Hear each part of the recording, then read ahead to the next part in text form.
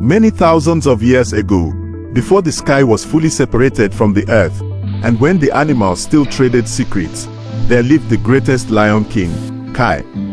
Kai was rich, not in gold, but in authority. His mighty roar was his entire kingdom's security. When Kai roared, the world stood still. But Kai was broken. He had a queen, Zola, whose love was the only thing that kept the sun in the sky. It was a fierce, foolish love, and it cost him everything. You see, King Kai loved to roar. He roared to command, to complain, and to demand respect. Then came the terrible day when he discovered the cruelest trick. Every time he used his booming voice to command, the magic of the land stole a year of life from Zola. His immense power was now a poison aimed at his dearest love. The richest king was condemned to silence. And so, King Kai became the king of silent sorrow. He still ruled, but his voice was gone. He stalked the savannah, a massive shadow of gold and muscle that dared not whisper. This silence, which was meant to save Zola, was seen by the other animals as a sign of weakness. The most dangerous creature was a jealous, greedy hyena general named Grizza. Grizza saw the silent king and began to whisper his own commands, slowly stealing Kai's authority. Grizza wanted the roar, the power, and the kingdom. King Kai watched his kingdom crumble, his rage burning silent and cold. He could crush the hyena with a single word, but to do so was to sentence Zola to death. He was the king, but he was a prisoner of the most impossible choice, power or love. King Kai endured his silent rule. He let the smaller thefts go. He let the disrespect pile up like dry leaves. He knew every stolen piece of meat or ignored command was one more year of life for his beloved Zola. But the greedy hyena general, Grizza, was not satisfied with scraps. Grizza wanted the entire throne, and he knew exactly how to make a king break. Grizza noticed that Kai's silence was only for commands. Kai still haunted and cared for Zola in a deep, sorrowful way. Grizza needed the king to speak a word of absolute power. One dark, cold night, Grizza played his final, cruel hand. Grizza and his pack crept into the royal den and framed Queen Zola. They planted stolen treasures and ancient, forbidden relics around her sleeping body. The next morning, Grizza called a great assembly.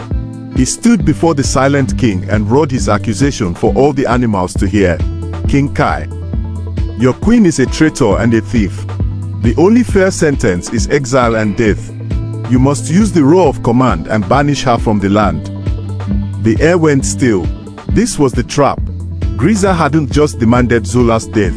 He demanded that Kai be the one to pronounce the sentence with the very thing that would kill her, the roar. King Kai's gold-flecked eyes met Zola's. Zola knew the truth of the cause, but she was resigned. She whispered, so low only he could hear, "Do it, my king. Save the land. Save yourself." Kai, the mightiest creature alive, the billionaire of authority, stood before his court, completely helpless. He was filled with a primal, terrifying rage. His throat swelled, ready to unleash the sound that would shatter the land and the hyena.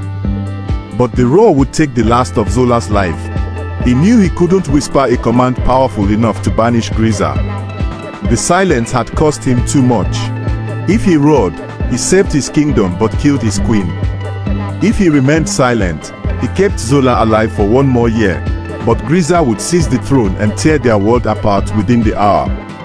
His power and his love had finally met in the deadliest silence. King Kai looked at his queen, Zola, one last time. In her eyes, he didn't see fear of death. He saw the simple, pure plea of a wife who wanted her king to be the king. She nodded slowly, giving him permission to destroy her life for the sake of his kingdom. Then, Kai saw the hyena general, Grizza, smug and victorious, waiting for the silence to pass so he could seize the throne. Kai realized the terrible, final truth. If Grizza won, the kingdom would fall, and Zola's sacrifice would be meaningless. He had to save the world that Zola loved. Kai took a breath so deep the dust was sucked from the ground. It was the breath of 10,000 years of kingship, rage, and crushing love. He let out a single, terrifying sound. It was not a roar. It was a wail, the raw, grieving cry of a soul being ripped in half. But within that wail, Kai managed to embed a single, sharp command that only a true king could form. Look. The simple word worked.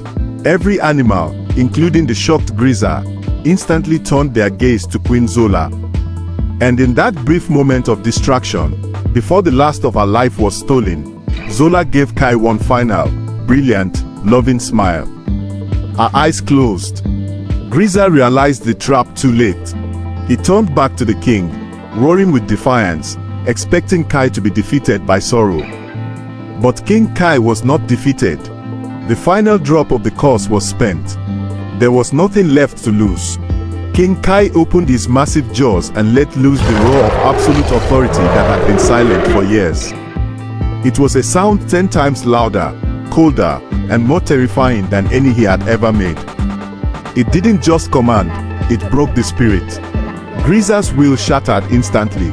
He ran from the kingdom, never to be seen again. King Kai had won. His authority was restored, his kingdom secured, and his power was absolute. He became the undisputed, most powerful, richest king the savannah would ever know. But he never spoke again. He achieved eternal success and ruled for thousands of years, his throne made of diamonds and his domain stretching to the horizon.